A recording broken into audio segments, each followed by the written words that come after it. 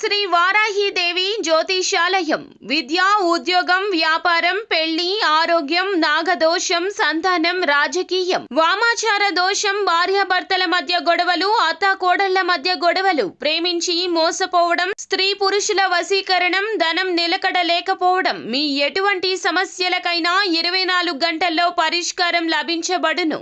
Number 1 వశీకరణ specialist Pandit Pawan Namboodiri, Kerala తాంత్రిక గురువు గారు. Phone number 9043637512. ఫిబ్రవరి 17 సోమవారం కుంభరాశి వారికి మధ్యాహ్నం 2 నుండి 4 గంటల లోపు బయటకు వెళ్ళకండి. అందరికీ నమస్కారం, ఛానల్ కి స్వాగతం. 2025 ఫిబ్రవరి 17న కుంభరాశి వారి యొక్క జీవితంలో ఏ విధమైన అంశాలు జరగబోతున్నాయో ఈ రోజు ఈ వీడియోలో మనం కుంభరాశి వారి యొక్క జాతకం గురించి తెలుసుకుందాం. కుంభరాశి వారి యొక్క జీవితానికి సంబంధించినటువంటి ముఖ్యమైన అంశాలు ఏమిటో, అలాగే మరి ముఖ్యంగా 2025 సంవత్సరం ఫిబ్రవరి 17 తారీఖున వీరి యొక్క దినఫలాలు ఈ రాశి వారికి ఏ విధంగా ఉండబోతున్నాయో ఈ రోజు దినఫలాల ప్రకారం మధ్యాహ్నం 2 గంటల నుండి సాయంత్రం 4 గంటల లోపు మీరు అస్సలు బయటకు వెళ్ళకండి. ఎందుకో ఏమిటో కనుక పూర్తిగా ఈ రోజు ఈ వీడియోలో తెలుసుకుందాం. ఛానల్ని ఎవరైనా సబ్స్క్రైబ్ చేసుకోకుండా ఉన్నట్లయితే వెంటనే ఛానల్ని సబ్స్క్రైబ్ చేసుకుని పక్కనే ఉన్న గంట సింబల్ మీద ఆల్ అనే ఆప్షన్ని క్లిక్ చేసినట్లయితే మేము చేసే ప్రతి వీడియో నోటిఫికేషన్ మీ వరకు చేరుతుంది. వీడియోని ఎక్కడా కూడా స్కిప్ చేయకుండా పూర్తిగా చూడండి. ఇక వివరాల్లోకి వెళ్తే కనుక ముఖ్యంగా ఈ రాశి వారి యొక్క వ్యక్తిత్వాన్ని మనం గనక గమనిస్తే ఈ రాశి వారు అలంకార ప్రియత్వాన్ని కలిగి ఉంటారు. అందంపై ఆసక్తి అధికంగా ఉంటుంది. అలాగే ఏది మంచి ఏది చెడు అనే అవగాహనతో ముందుకు వెళుతూ ఉంటారు. కార్యరంగంలో దూకుడుగా వ్యవహరిస్తారు. 10 మందిలో కలిసి తిరుగుతూ కొత్త కొత్త విషయాలు తెలుసుకొని వాటి మంచి చెడులను బేరీజు వేసుకుని అమలు చేస్తూ ఉంటారు. ప్రేమకు ప్రాధాన్యతని ఇస్తారు. స్నేహానికి కూడా ప్రాధాన్యతని ఇస్తారు. స్నేహితులు కష్టాల్లో ఉన్నప్పుడు కేవలం సలహాలు మాత్రమే కాకుండా అవసరమైతే ఆర్థిక సహాయాన్ని సైతం చేస్తారు. అలాగే వీరి జీవిత గమనాన్ని బట్టి వీరి యొక్క స్వభావాన్ని కూడా మనం అంచనా వేయవచ్చు. పరిస్థితులకు తగినట్లుగా చురుకుగా వ్యవహరించే స్వభావం ఈ రాశి వారికి ఎక్కువగా కనిపిస్తుంది. ఈ చురుకు స్వభావం వల్ల ఇతరుల దృష్టి కూడా వీరిపైనే పడుతుంది.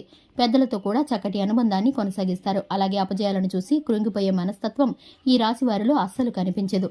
ఈ రాశి వారు ఎంతటి కష్టం వచ్చినా కూడా ధైర్యంగా అడుగులు ముందుకు వేస్తూ ఉంటారు. విజయాన్ని సొంతం చేసుకుంటూ ఉంటారు. వీరు చేసే పనుల్లో కాస్త ఆలస్యమైనా కూడా విజయం వీరిని వరిస్తుంది. టెక్నికల్ రంగాల్లో ఉన్నవారు స్థిరపడతారు. ఈ రాశి వారికి అవకాశాలు ఎక్కువగా రాకపోయినప్పటికీ తర్వాత ఖచ్చితంగా అవకాశాలు వారిని వెతుక్కుంటూ వస్తాయి. నిరాశ నిస్పృహలకు లోను కాకుండా మీ యొక్క జీవితంలో ఎప్పుడు కూడా అడుగులు ముందుకు వేస్తూ ఉండాలి. ఎక్కడ వేసిన గొంగలి అక్కడే అన్నట్లుగా మీ యొక్క జీవితాన్ని మీరు ఆపకూడదు. అయితే ముఖ్యంగా విషయంలోకి వస్తే కనుక ఈ 2025 సంవత్సరం ఫిబ్రవరి 17 తేదీన వీరి యొక్క దినఫలితాలు కనుక చూసుకున్నట్లయితే మిశ్రమమైన ఫలితాలు అయితే కనిపిస్తున్నాయి. వ్యాపారస్తులకి వ్యాపారం మామూలుగా కారణంగానే రోజులాగానే సాగిపోతుంది. మీ యొక్క వ్యాపార జీవితానికి సంబంధించి ఒక ముఖ్యమైన వ్యక్తిని కలుసుకొని వారితో వ్యాపార అభివృద్ధికి సంబంధించి కొంత చర్చ జరిపే అవకాశాలు కనిపిస్తున్నాయి. భాగస్వామి వ్యాపారాలు చేస్తున్న వారు కూడా ఈ రోజు ఒక ముఖ్యమైన నిర్ణయాన్ని అయితే తీసుకోబోతున్నారు.